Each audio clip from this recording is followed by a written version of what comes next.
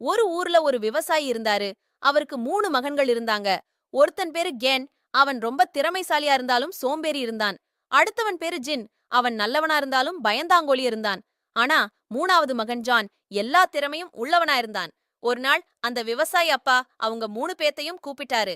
ஒரு வாரமா நம்மளோட வயல்ல இருக்கிற விளைச்சல் எல்லாத்தையும் ஏதோ ஒரு மிருகம் தின்னுட்டு போயிடுது. அது என்னன்னு தெரியல.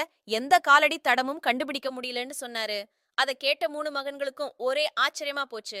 அது எப்படி வயலுக்கு வந்து பயிர்கள திங்கிற மிருகத்தோட காலடி யாருக்கும் தெரியாம போச்சுன்னு ஆச்சரியப்பட்டாங்க. அதனால அன்னைக்கு கென் வயலுக்கு காவலுக்கு போறதா சொல்லிட்டு நடந்து போனான்.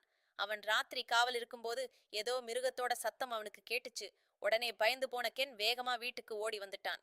அடுத்த நாள் ஜின் காவலுக்கு கிளம்பி நடந்து போனான். அவனுக்கும் ரொம்ப பயமா இருந்துச்சு. வயலுக்கு போய் காத்திருந்த ஜின்னுக்கும் அந்த மிருகத்தோட சத்தம் கேட்டுச்சு. ஏற்கனவே பயந்து போயிருந்த ஜின்னுக்கு ரொம்ப பயம் வந்துடுச்சு. அதனால வேகமா வீட்டுக்கு ஓடி வந்துதான்.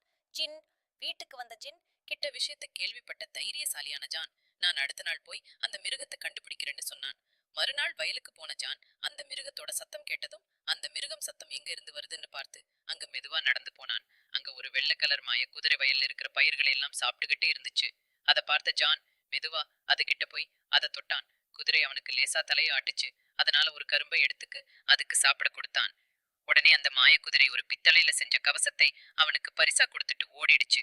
அத கவசத்தை வீட்டுக்கு கொண்டு போனா வீணா பிரச்சனை வரும்னு நினைச்ச ஜான் அது அங்கேயே ஒரு இடத்துல மறைச்சு வச்சான். மறுநாளும் அந்த குதிரை அங்க வந்துச்சு. அப்ப ஜான் அதுக்கு ஒரு வெள்ளக்கட்டி சாப்பிட கொடுத்தான். உடனே வெள்ளியில செஞ்ச கவசத்தை அவனுக்கு கொடுத்துச்சு அந்த மாய குதிரை. மறுநாள் அங்க வந்த குதிரைக்கு நிறைய சாப்பாடு கொடுத்தான். ஜான் அன்னைக்கு அந்த குதிரை தங்கத்துல செஞ்ச கவசத்தை அவனுக்கு கொடுத்துச்சு. ஜானும் அந்த குதிரையும் ரொம்ப நண்பர்களா மாறிட்டாங்க. அடுத்த நாள் காலையில அரண்மனை தளபதி அந்த ஊருக்கு வந்தாரு.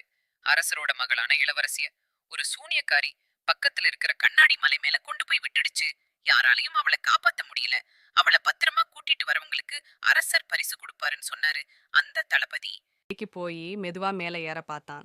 ஆனா அந்த மலை முழுசும் வழுக்கிற கண்ணாடி இருந்ததால அவன் பாதி மலை ஏறினதும் வழுக்கு கீழ் வந்துட்டான்.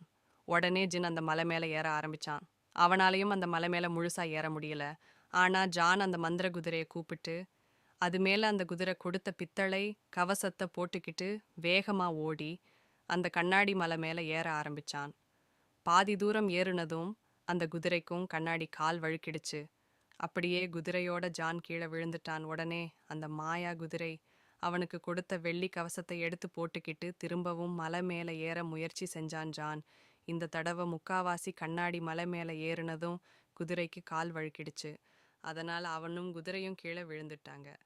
கீழே விழுந்த ஜான் விடா முயற்சியோட தங்க கவசத்தை மாட்டிக்கிட்டு மாய்க்குதிரை மேலே ஏறி தங்க மலை மேலே ஏற முயற்சி செஞ்சான். ஆனா இந்த தடவை சுலபமா அந்த மலை மேலே ஏறிட்டான். அவனை பார்த்த இளவரசிக்கு ரொம்ப சந்தோஷம். அவங்களையும் குதிரை மேலே ஏத்திக்கிட்டு மெதுவா கீழே வந்தான் ஜான். நேரா அரண்மனைக்கு வந்து இளவரசிய அரசர்கிட்ட ஒப்படைச்சான் ஜான். உடனே அரசர் அந்த அரசாங்கத்தையே அவனுக்கு பரிசா கொடுத்தாரு. அப்பதான் எல்லாருக்கும் புரிஞ்சது. ஜான் தன்கிட்ட இருந்த கவசங்களாலேயோ மாயா குதிரையாலேயோ அந்த மலை மேலே ஏறல. அவங்கிட்ட இருந்த தன்னம்பிக்கையும் விடாமுயற்சியுமே அவனோட சாதனைக்கு காரணம்னு தெரிஞ்சுக்கிட்டாங்க. Please like, share and subscribe our channel friends.